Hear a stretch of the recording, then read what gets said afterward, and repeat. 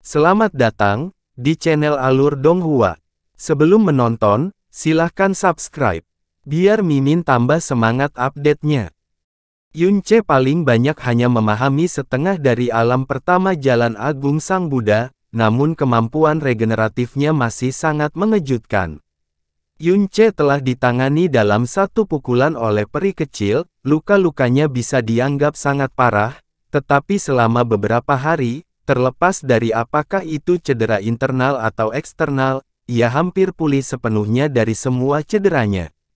Meskipun keahlian medisnya memainkan peran besar, jika dia tidak memiliki Jalan Agung Sang Buddha, tidak peduli seberapa terampilnya dia dalam bidang medis, dia akan membutuhkan setidaknya 1 bulan untuk bisa sembuh sejauh ini.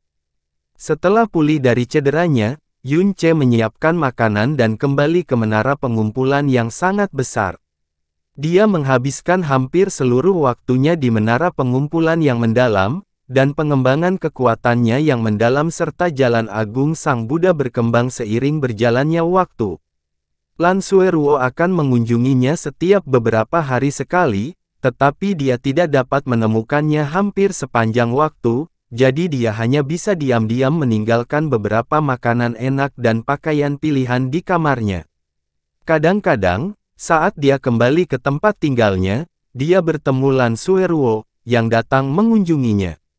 Lan Sueruo tidak tinggal lama dan akan segera pergi, meski dia selalu tersenyum hangat, Yunce bisa melihat kekhawatiran yang semakin mendalam di relung terdalam matanya. Lan Sueruo tidak pernah mengambil inisiatif untuk berbicara, dan Yunce tidak pernah menanyakan kekhawatirannya, dia memfokuskan seluruh energinya hanya pada kultivasi. Hari ini, Yunce, di tengah-tengah kultivasi, tiba-tiba membuka matanya. Cahaya perak yang melapisi tubuhnya melebar, dan sebuah pagoda perak kecil muncul di atas kepalanya. Sambil berputar, perlahan-lahan tenggelam ke dalam tubuhnya. Pada saat itu, dia merasa seolah-olah telah terpapar ke dunia lain. Meskipun itu masih merupakan ruang budidaya mendalam yang sangat familiar, apa yang dia lihat, dengar, cium, dan rasakan benar-benar berbeda. Bukan hal-hal di sekitarnya yang berubah, tetapi seluruh tubuhnya yang telah berubah. Matanya menjadi lebih murni, dan mampu membedakan setiap titik debu di tanah. Setelah menenangkan diri, dia bahkan samar-samar bisa mendengar suara udara mengalir. Kulitnya menjadi lebih lembut dan lembut, mirip dengan bayi yang baru lahir, dan bagian luarnya juga berkilau. Jangan menyebut kekokohan atau kekasaran, bahkan kejantanan seorang laki-laki pasti sudah hilang sama sekali, penampilannya begitu halus dan halus sehingga cukup membuat seorang wanita iri. Tahap pertama Jalan Agung Sang Buddha, telah resmi dikuasai. Hanya menggunakan waktu 2 bulan, kamu membuatku tidak bisa berkata-kata lagi. Jasmine, yang sedang tidur siang di dinding, mengangkat matanya dan menatapnya. Kemampuan pemahaman iblis Yunce membuatnya mustahil untuk tidak terkejut. Yunce berdiri, tiba-tiba mendapat ide, dan memanggil pedang kolosal tuan dari mutiara racun langit. Dia dengan kuat menggenggamnya dengan kedua tangan, dan memegangnya secara horizontal di depan tubuhnya. Kali ini, dia tidak membuka jiwa jahat, namun mampu memegang pedang seberat 1950 kg itu dengan mantap. Meskipun pedang itu seberat sebelumnya, dia tetap tidak akan pernah berada dalam kondisi di mana dia tidak bisa membukanya, tidak mengendalikannya. Seolah-olah dia sedang memegang senjata 250 atau 300 kg. Saat Yunce melambaikan tangannya, pedang berat itu menari, menggambar busur hitam pekat di depan tubuhnya. Pedang seberat hampir 2000 kg ini, ketika diacungkan, menghasilkan suara yang mirip dengan badai yang menderu. Bahkan Jasmine, yang berjarak beberapa puluh langkah dari Yunce, merasakan kekuatan besar mengaum. Aliran udara di ruang kultivasi mendalam langsung menjadi kacau, dan bahkan segel pelindung di ruang kultivasi mendalam sedikit bergetar. Saat menggunakan pedang ringan, kekuatannya sangat tajam dan mengancam, tapi ia tidak akan pernah memiliki kekuatan penghancuran total, perasaan tirani yang tiada taraf, dan kemampuan untuk menghancurkan langit dan mengoyak bumi. Dari 10.000 jenis senjata, hanya pedang berat yang mampu melakukan ini. Suara yang bahkan membuat udara bergetar dan bersiul menyebabkan mata Yun Ce terbuka lebar. Darah di sekujur tubuhnya mulai mendidih saat tubuhnya berputar, dan dia mengayunkan pedang berat di tangannya dengan sembarangan, sapuan horizontal, tebasan miring, serangan ke atas, serangan keras. Setiap serangan dilakukan dengan cara yang megah seperti pelangi. Benar-benar kejam, dan menimbulkan suara siulan yang memekakkan telinga. Itu membuat Yun Ce merasa bahkan jika sebuah gunung besar berdiri di depannya, dia akan mampu membelahnya menjadi dua dalam satu serangan, dan bahkan jika 10.000 kuda menyerbu ke arahnya, dia akan mampu menghentikan amukan mereka dalam satu serangan. Pada serangan terakhir, Yun Ce menghantam tanah dengan keras. Lantai ruang budidaya yang mendalam, yang juga dilindungi dengan energi yang sangat besar dan sangat kokoh, jelas bukan sesuatu yang dapat dirusak oleh kekuatan mendalam dari alam mendalam sejati. Tapi di bawah serangan Yun Ce yang satu ini, seluruh lantai bergetar hebat, dan di tengah suara yang luar biasa, retakan sepanjang beberapa meter langsung muncul di tanah. Baru setelah sekian lama retakan itu perlahan memudar. Setelah 10 atau lebih serangan terus-menerus, Yun Ce sudah basah kuyup oleh keringat dan sesak napas. Sambil menopang dirinya dengan pedang yang berat, dia duduk di tanah dan menyeka keringat di dahinya saat senyuman gembira terlihat di wajahnya. Setelah memegang pedang ini, dia dengan tulus percaya bahwa memilihnya adalah keputusan yang tepat. Jasmine berjalan mendekat, dan berkata sambil mengangguk, "Seperti yang saya harapkan, sekarang setelah Anda secara resmi memasuki tahap pertama Jalan Agung Sang Buddha, Anda dapat menggunakan pedang berat ini. Namun mampu menggunakan pedang tidak berarti Anda bisa mengendalikannya sepenuhnya. Baru saja, kamu menggunakannya dalam waktu yang singkat, namun kamu sudah selelah ini. Anda bahkan belum mampu bertarung melawan orang lain. Jadi, untuk bulan berikutnya, misimu adalah merasa nyaman dengan beban pedang berat ini, dan mampu mengendalikannya dengan baik." Jasmine berkata dengan sungguh-sungguh, "Mulai sekarang, kamu tidak boleh menyimpannya ke dalam mutiara racun langit. Setiap kali kamu berlatih dengan pedang, kamu harus berlatih sampai kamu benar-benar kelelahan dan tidak bisa bangun. Dan saat Anda berdiri, pedang berat ini harus ada di tangan Anda. Bahkan jika kamu sedang makan, atau harus meninggalkan tempat ini, kamu harus membawa pedang berat ini. Itu tidak boleh meninggalkan tubuhmu bahkan untuk sesaat pun. Anda harus melakukan ini sampai Anda terbiasa dengan beratnya sehingga Anda bahkan tidak merasakannya, dan merasa nyaman dengannya sehingga terasa seperti lengan atau kaki Anda sendiri."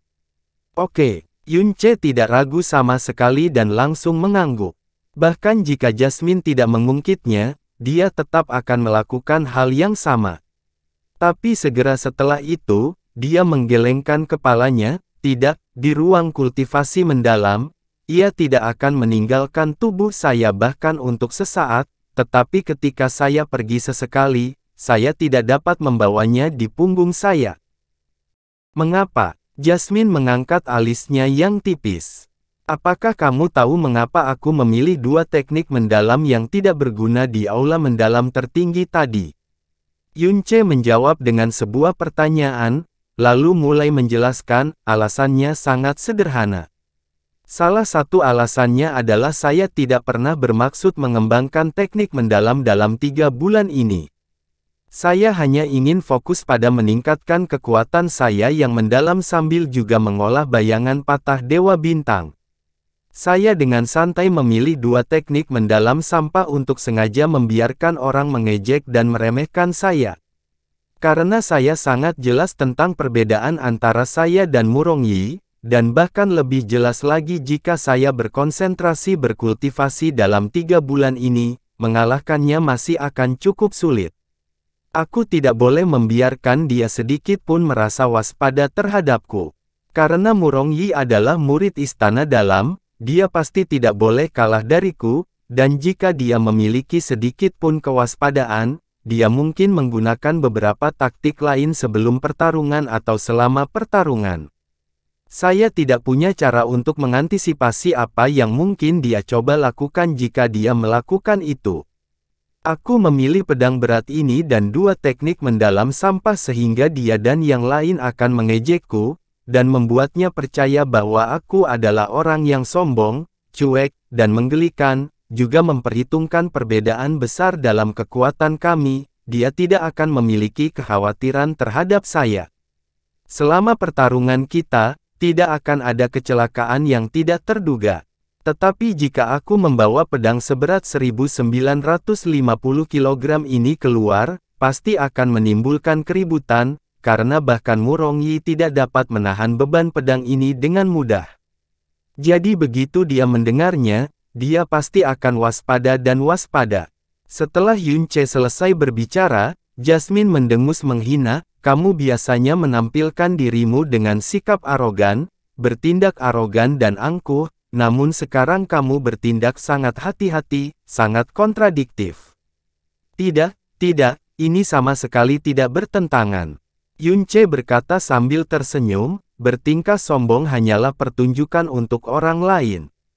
Namun kehati-hatian, harus selalu disembunyikan di dalam hati dan tidak perlu diungkapkan kepada orang lain. Yang pertama memungkinkan saya untuk hidup sepenuhnya bebas dari rasa khawatir, dan yang terakhir akan memungkinkan saya untuk hidup lebih lama, tidak ada kontradiksi apapun. Lakukan apapun yang kamu inginkan di luar ruang kultivasi mendalam. Namun dalam bulan ini, Anda tidak boleh meletakkan pedang berat itu bahkan untuk sesaat pun saat berada di ruang kultivasi mendalam. Kapanpun Anda benar-benar kelelahan dan tidak bisa bangun, masih ada hal lain yang harus Anda lakukan. Begitu Jasmine selesai berbicara, matanya beralih sejenak, dan sepertinya mengingat kembali kenangan yang terpatri dalam, bahkan suaranya sangat melembut, dengan segenap usahamu, cobalah untuk memahami Tome Dewa Penjara Sirius. Tome Dewa Penjara Sirius. Yun Ce segera berpikir, itukah yang kamu bicarakan sebelumnya, seni pedang-pedang berat yang dikembangkan kakakmu? Benar. Jasmine mengangguk perlahan dan memalingkan wajah kecilnya, tidak membiarkan Yun Ce melihat kesedihan mendalam di kedalaman matanya yang menawan. Dia berkata dengan nada dingin yang jauh, kakak berkata, Tome Dewa Penjara Sirius adalah seni pedang-pedang berat terkuat di dunia ini. Mengolahnya akan memungkinkan seseorang untuk menunjukkan keunggulan dan kekuatan pedang berat secara maksimal. Dan di dunia ini, hanya kakak dan aku yang pernah melihat Tome Dewa Penjara Sirius. Ketika saya menonton kakakku berlatih, saya membaliknya dengan rasa ingin tahu. Setelah 1 tahun penuh, saya secara tidak sengaja memahami tahap dasar seni dan gaya pedang pertama Sirius. Tapi karena senjata pilihanku adalah belati, dan satu-satunya alasan kenapa aku memahaminya adalah karena cintaku pada kakak, jadi tidak akan pernah ada hari di mana aku bisa menggunakannya sekarang, aku akan mempercayakan seni pedang itu pada tahap dasar dan gaya pedang pertama bagi Anda. Di bulan depan, seberapa banyak Anda memahaminya, tergantung pada kemampuan komprehensif Anda sendiri. Tahap dasar seni ini meliputi cara menggunakan pedang yang berat, kelebihan dan kekurangan dalam menggunakan pedang yang berat, dan cara memaksimalkan kelebihan sekaligus meminimalkan kerugian. Hanya ketika Anda benar-benar terbiasa dengan tahap fundamental, Anda dapat mengatakan bahwa Anda benar-benar mampu, dan sepenuhnya menggunakan pedang yang berat. Setelah itu, Anda akan dapat memahami gaya pedang pertama, Skywolf Slash. Meskipun ini adalah gaya pedang fundamental penjara Dewa Sirius, kekuatannya yang besar pasti akan melebihi ekspektasi Anda. Sementara Jasmine berbicara, dia mengangkat jarinya dan menunjuk pada ruang di antara alis Yun Ce, mencetak tahap dasar seni pedang dan gaya pedang pertama dari penjara Dewa Sirius Tome ke dalam pikirannya. Ingin benar-benar memahami tahap dasar seni dalam 1 bulan adalah hal yang mustahil bagi orang lain, tapi Jasmine sudah lama dikejutkan oleh kemampuan komprehensif Yun Ce yang menakjubkan berkali-kali. Dia percaya jika itu adalah Yun Ce, dia mungkin bisa mewujudkannya. Saat formula mendalam memasuki pikirannya, Yun Ce hanya sengaja menyapunya dengan ringan, tetapi memiliki perasaan yang sangat mengejutkan. Seni mendalam awalnya tampak mati, tetapi dari tome Dewa Penjara Sirius ini, Yun Ce jelas merasakan perasaan sombong, keganasan yang kuat, rasa tirani, dan sikap mengesankan yang tak tertandingi. Itu hanyalah seni yang mendalam, namun mengandung kekuatan yang luar biasa, itu sungguh luar biasa. Apakah hanya ada tahap dasar seni dan gaya pedang pertama? Yun Ce tidak bisa menahan diri untuk bertanya. Saya hanya mengetahui tahap dasar seni dan gaya pedang pertama, saya sebenarnya tidak tahu apa yang terjadi setelah itu. Jasmine menggelengkan kepalanya, kakak laki-laki selalu membawa tome Dewa Penjara Sirius padanya. Setelah kakak meninggal, tome Dewa Penjara Sirius seharusnya juga menghilang dari dunia bersama kakak. Anda, mungkin adalah pewaris terakhir. Langit, serigala, tebas, haah. Dengan suara gemuruh yang eksplosif, gelombang aura yang luar biasa seperti laut yang ganas tiba-tiba dilepaskan dari pedang raksasa tuan. Seketika, ruang di sekitarnya bergejolak dan udara terbelah dengan paksa. Saat pedang berat itu menebas ke bawah, gambaran ilusi serigala biru yang mengaum ke langit melintas sejenak di belakang Yun Ce. Pedang berat itu menghantam tanah dan ruang mendalam yang memiliki ketahanan energi yang sangat kuat sangat terguncang. Retakan lebar yang tak terhitung jumlahnya menyebar dengan sangat cepat ketika sejumlah besar pecahan batu tersebar ke udara. Awan debu tebal memenuhi seluruh ruang mendalam dalam sekejap.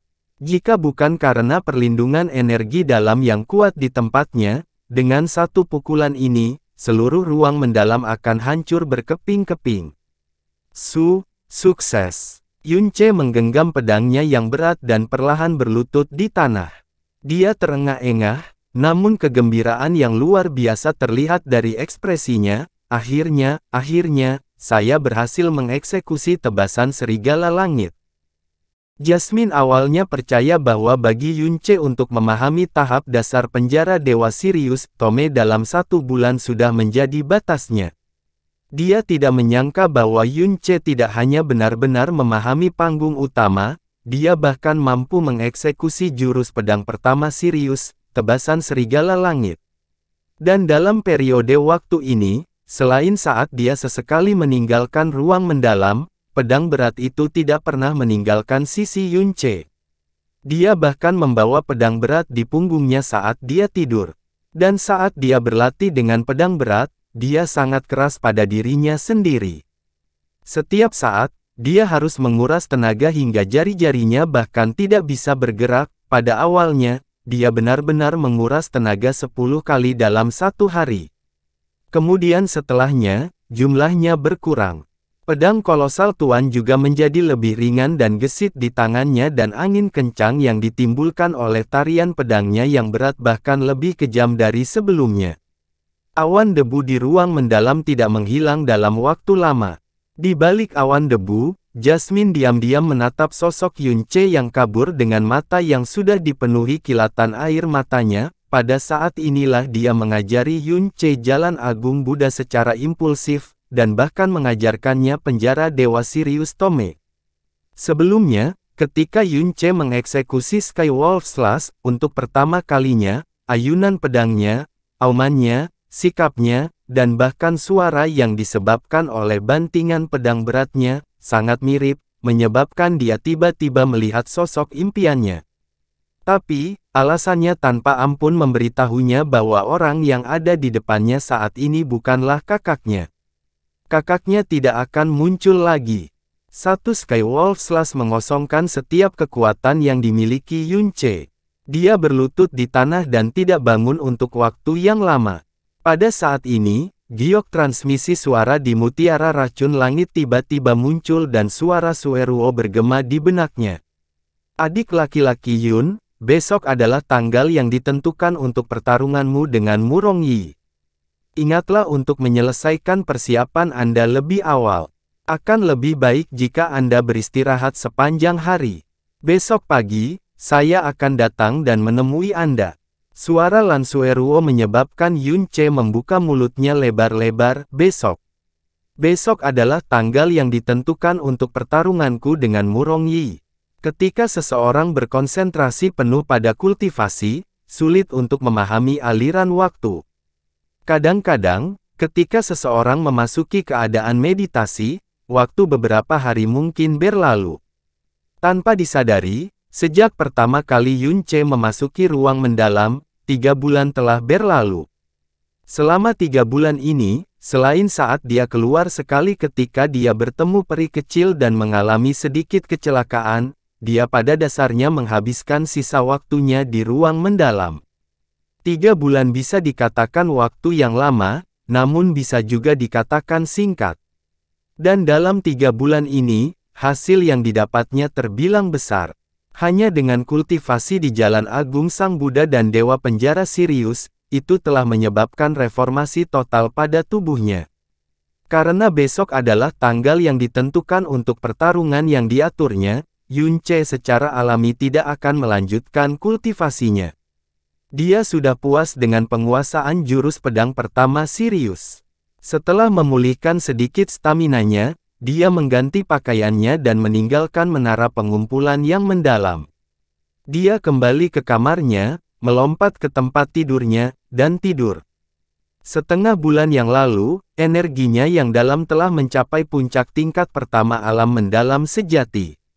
Dalam tidurnya, energi mendalam Yun Ce matang di bawah ketenangan dan membuat terobosan diam-diam ke tingkat kedua dari alam mendalam sejati.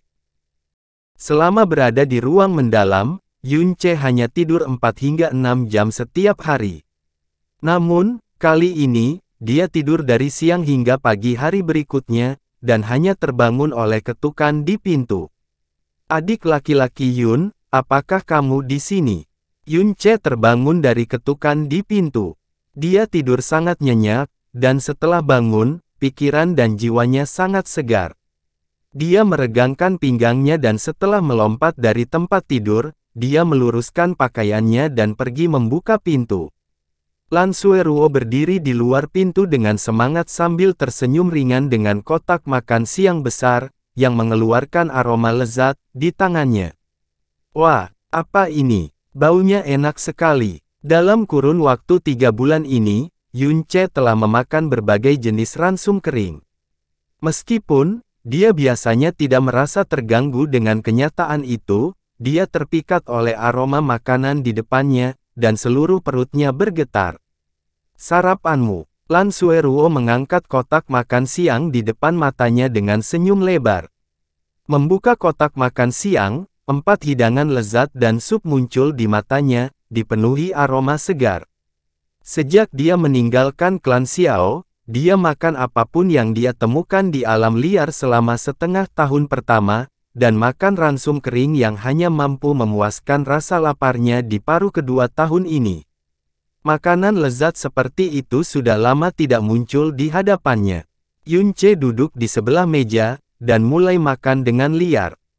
Setelah makan beberapa suap, dia tiba-tiba teringat sesuatu, dan berkata dengan malu-malu, "Kakak senior, apakah kamu sudah makan?"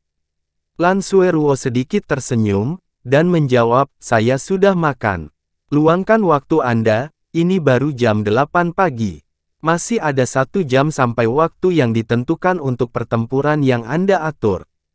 Yun Ce kemudian mulai melahap makanannya lagi. Dengan dagu bertumpu pada kedua tangannya, Lan Sueruo diam-diam melihat tingkah lakunya yang seperti anak kecil, dan tanpa sadar tersenyum ringan pada dirinya sendiri.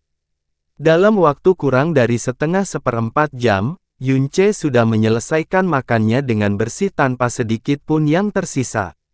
Dia mengedipkan matanya, dan bertanya sambil tersenyum, "Apakah ini enak?"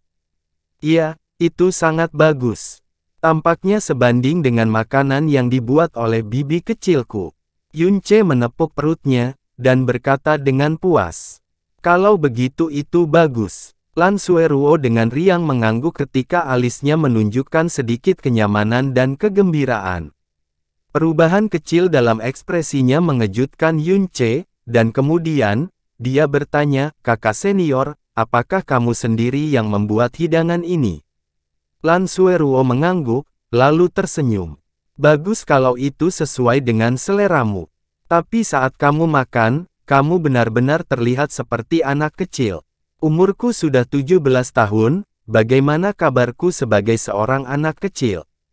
Yunce menekan ujung hidungnya, mengangkat kepalanya, dan dengan sedikit kemarahan, mengarahkan pandangannya ke mata indah Lan Sueruo. "Kakak senior, kamu sangat cantik dan lembut, namun kamu juga bisa memasak dengan sangat baik. Aku ingin tahu pria mana yang cukup beruntung bahkan disambar petir dari langit yang tinggi, akan mendapatkan bantuanmu di masa depan. Ahem, apakah kamu benar-benar tidak akan mempertimbangkan pria beristri, yang juga lebih muda darimu?" "Ini dia lagi." Lan Sueruo memberinya tatapan tak berdaya. "Jika kamu berani menggoda kakak perempuanmu lagi, aku tidak akan membuatkanmu makanan lagi di masa depan." Dengan kata lain, selama aku tidak menggodamu, kakak senior masih akan sering membuatkanku makanan di masa depan.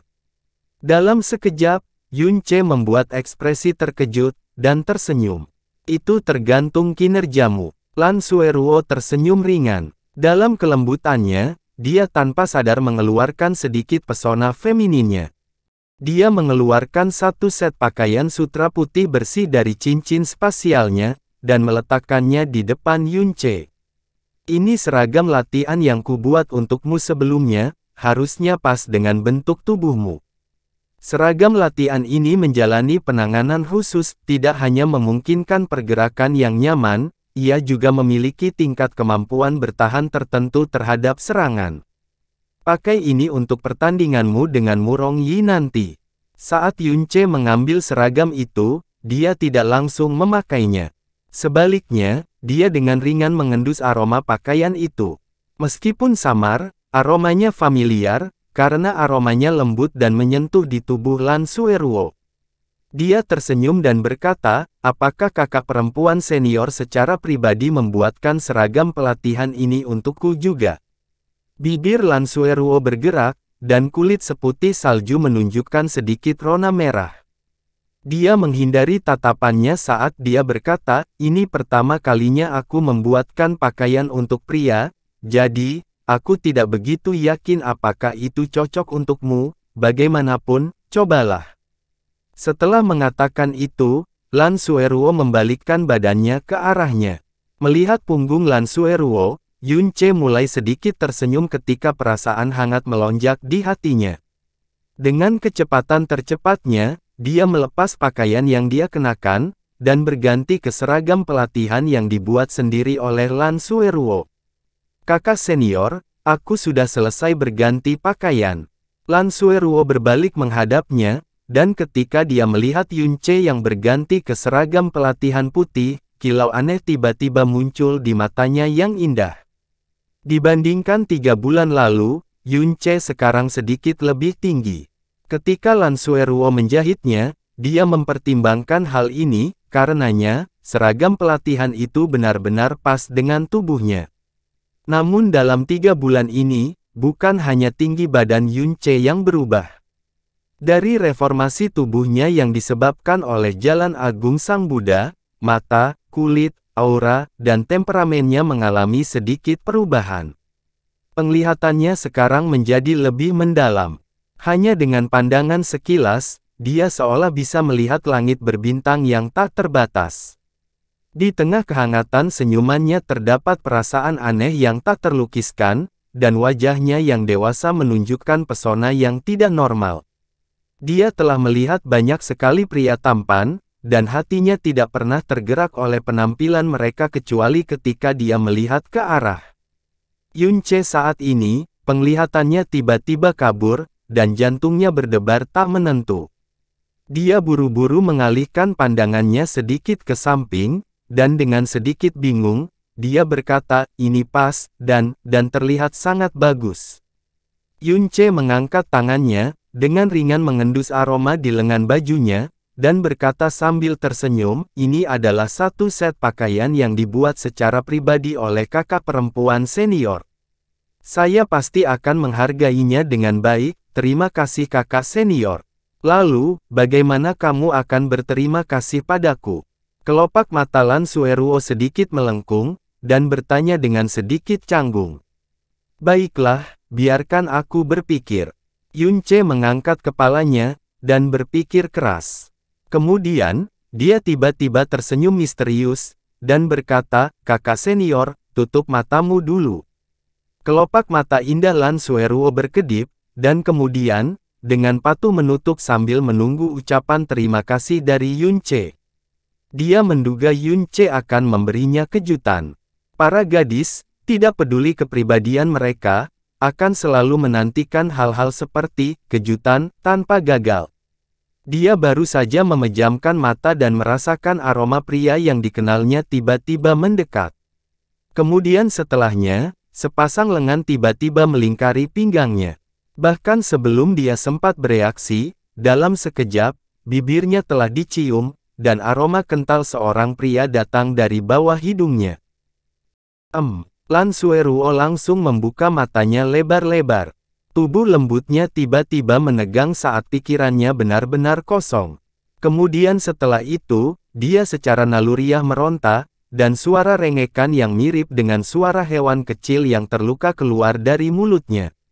Tapi Yunce memeluknya erat-erat, dan perjuangannya yang lemah pada dasarnya tidak cukup untuk lepas dari pelukannya.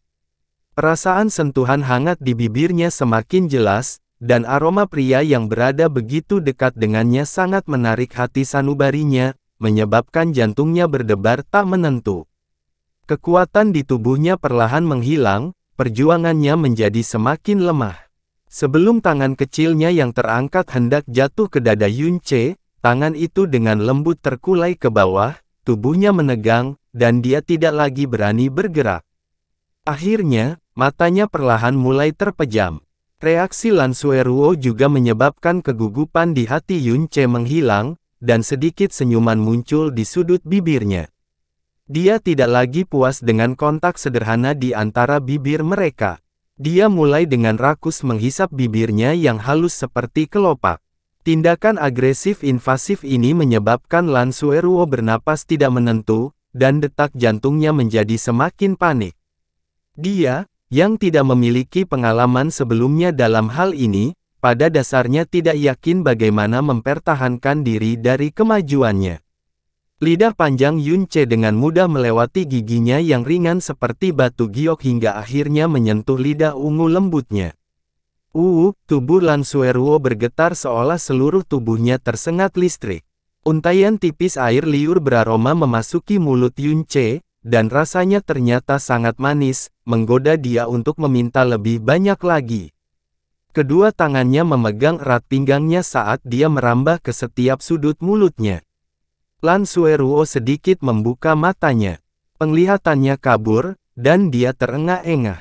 Di bawah kemajuan Yunce yang semakin agresif, dia menjulurkan lehernya yang halus ke atas. Dari kemunduran bawah sadarnya hingga respons tenang bawah sadarnya, udara panas yang dia hirup telah mendarat di wajah Yunce. Suhu tubuhnya mulai meningkat, dan tanpa disadari, lengan rampingnya juga melingkari tubuh Yunce dengan erat. Namun salah satu tangan Yunce diam-diam meninggalkan pinggang rampingnya, dan melakukan kesalahan mendarat di payudara halus Lan Sueruo yang menjulang tinggi. Meraih bola kelembutan yang montok itu, dia mulai menggosokkannya dengan lembut ke pakaiannya yang tidak terlalu tebal.